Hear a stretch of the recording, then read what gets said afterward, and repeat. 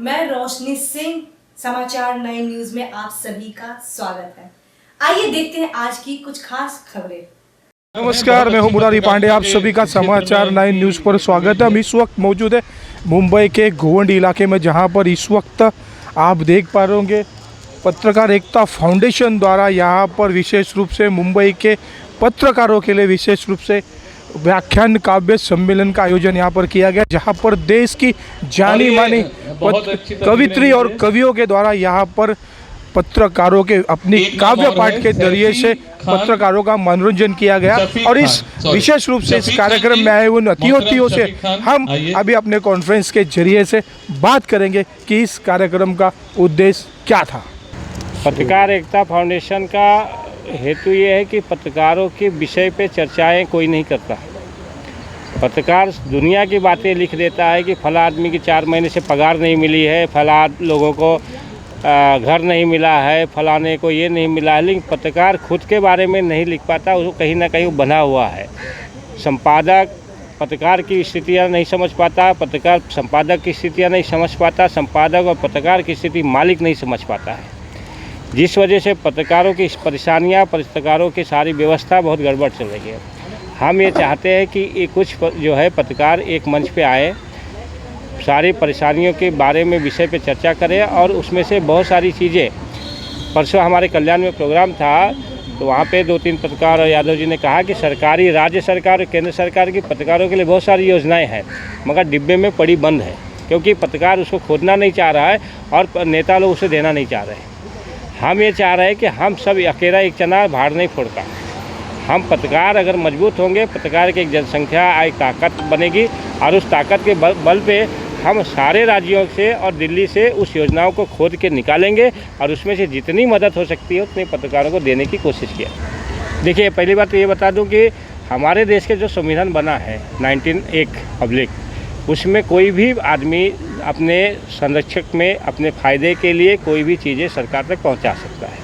अब उसका टेक्निकल चीज़ें आ गई है, 20 साल में मोबाइल आ गए हैं, बहुत सारी चीज़ें आ गई है, उसके बहुत सारे ब्रांच आ गए, यूट्यूब, फेसबुक वगैरह। तो हम अपने आज़ादी का फ़ायदा उठा के उसके प्रकार से उस चीज़ को सरकार के सामने लाने के लिए कोई हमें वो नहीं कर, लाइसेंस की ज़रूरत नहीं है। इसलिए यूट्यूब का पत्रकार भी पत्रकार है।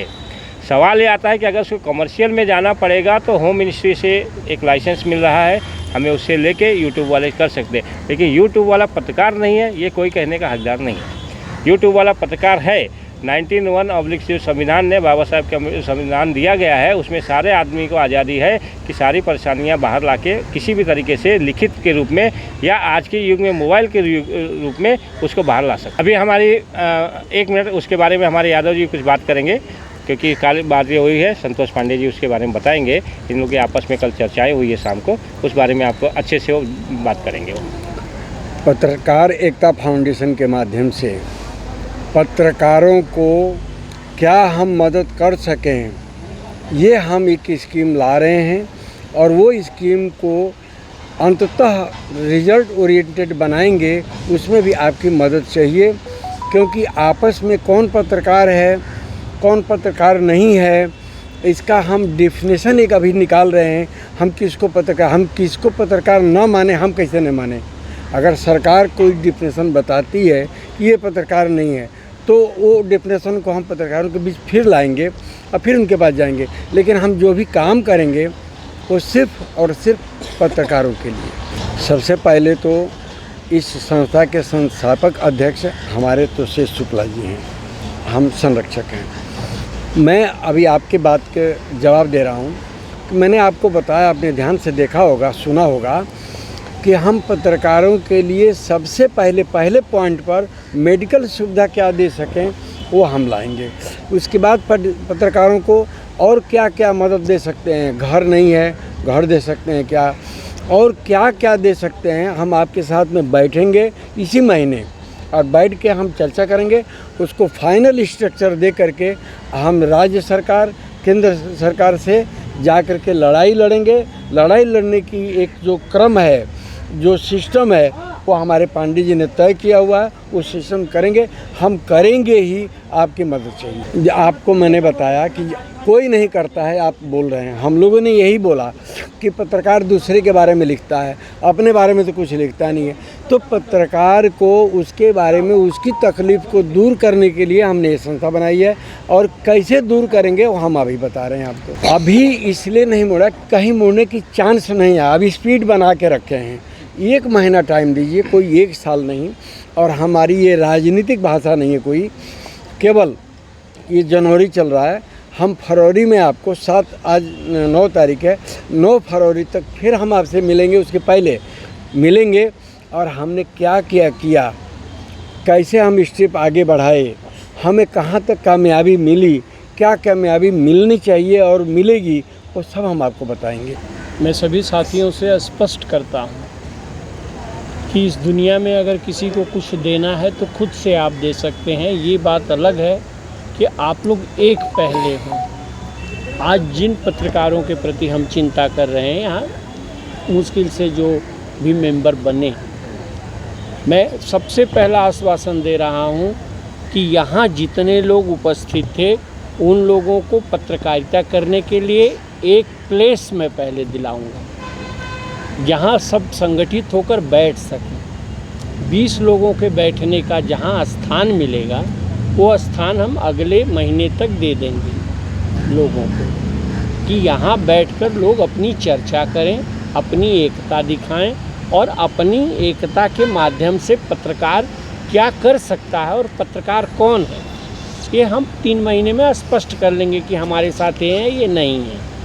तो जो लोग होंगे, जानते हैं मंडाला में मैं तब से रहा हूँ आप इस चीज़ को, तो ये स्पष्ट है कि बहुत जल्दी यहाँ जो यशपाल शर्मा के साथ हैं उनको बैठने और चाय पीने की स्थिति कर दूंगा।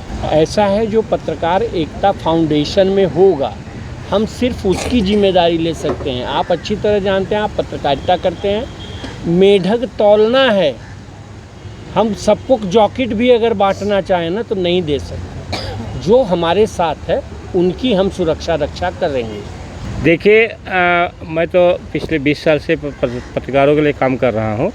हम सारे पत्रकारों से एक ही आह्वान करते हैं कि आप जिस तरीके से कमा रहे हैं ठीक है, उसके लिए कोई ऑब्जेक्शन नहीं है, लेकिन अब हम सिर्फ एक ही चाहते हैं कि सारे कुछ सोच के आप अपने भविष्य की भी चिंता करिए।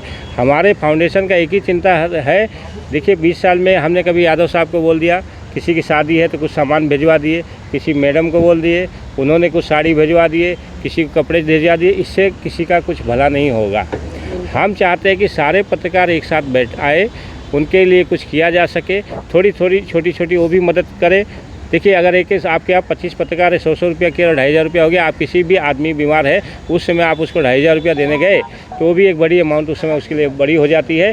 हम उस तरीके की हम ये नहीं चाहते कि आप बहुत बड़ी अमाउंट की सोचिए, छोटी छोटी अमाउंट से भी आप बहुत कुछ मदद कर सकते हैं लोगों को। बिल्कुल, मैं अपने नीलांबरी फाउंडेशन को भी पत्रकार एकता फाउंडेशन के साथ में जोड़कर हम संयुक्त तत्वाधान में पत्रकारों के लिए जो भी सहयोग बन पड़ेगा, जैसा कि हमारे तोषेश शुक्ला भाई ने बताया कि उनके लिए मेडिकल, उनके बच्चों के लिए शिक्षा, उनके लिए अन्य आवश्यक ज़रूरतें जो हैं वह उसकी व्यवस्था होनी चाहिए।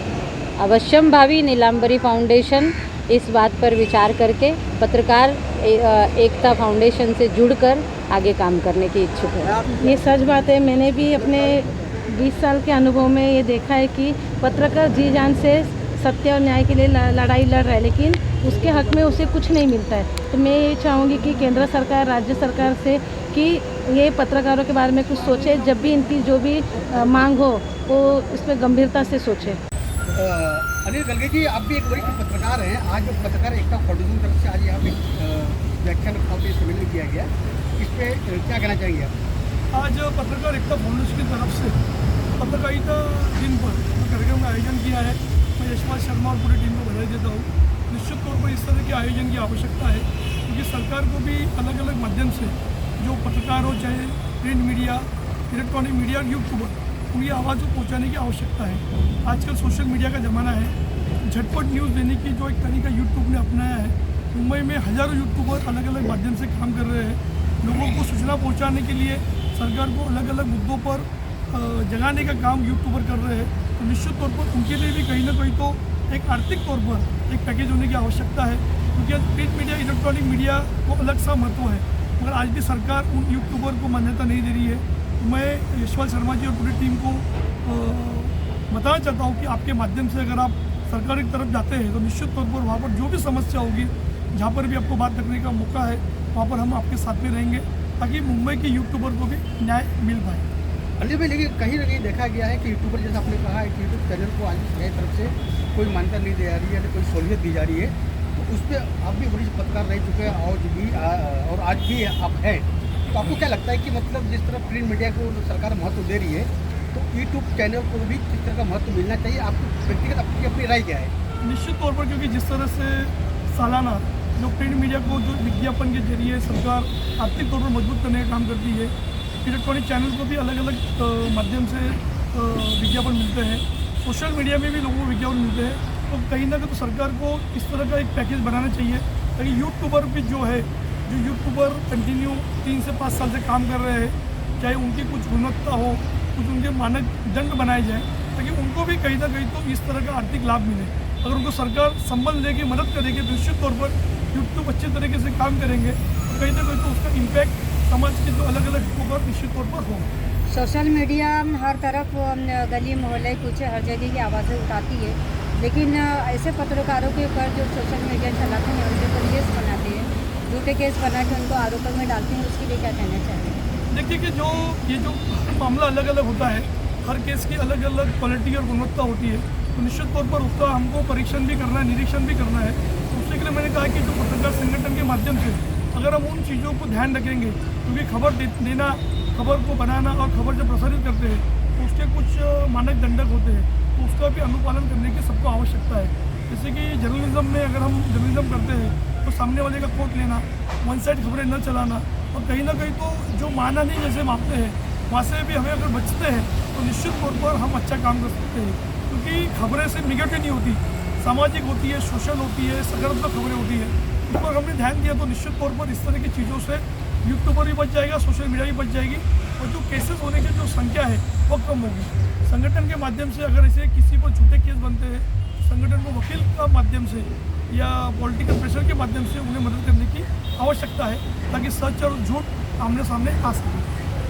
धन्यवाद। मैं इस कार्यक्रम के माध्यम से आप लोगों को कहना चाहूँगा कि पत्रकार एकता संगठन के निमंत्रण पे हमारे वरिष्ठ पत्रकार अनिल गलगली जी हमारे कार्यक्रम में आए। मैं उनका तहे दिल से शुक्रिया अदा करता हूँ। अपने हजारों लाखों पत्रकार भाइयों, चाहे वो प्रिंट मीडिया का हो, चाहे सोशल मीडिया से बिलोंग करता हो, यूट्यूब वगैरह से, मैं यही कहना चाहूँगा कि छोटे से पत्रकार होने के नाते अपने भाइयों के लिए जो सरकारी सुविधाएं हैं यहाँ के, मैं अनिल गलगली जी आपके माध्यम से तो उनको मुहैया कराने की कोशिश करने के लिए प्रकृति पथ पे चलाऊँ, और आप लोग वरिष्ठों का अगर सहयोग मिलता रहा तो मैं आगे और भी कामयाबी हासिल कर सकता हूँ। हमारे ऐसे पत्रकार भाई एक साथ मिल करके आगे बढ़े और अपने हक की सरकार से मांगे। काहे पठाए कान्हा तुम्हें, काहे लाए पोथी ज्ञान की, मेरे मन के द्वारे पर तो कल कल झरने झरते हैं। आर्यन यादव जी और यशपाल शर्मा जी के इस आयोजन में मेरा यह परिवार इसलिए कह रहा हूँ कि आपने माशुकाओं के साथ देखा होगा कवि सम्मेलन,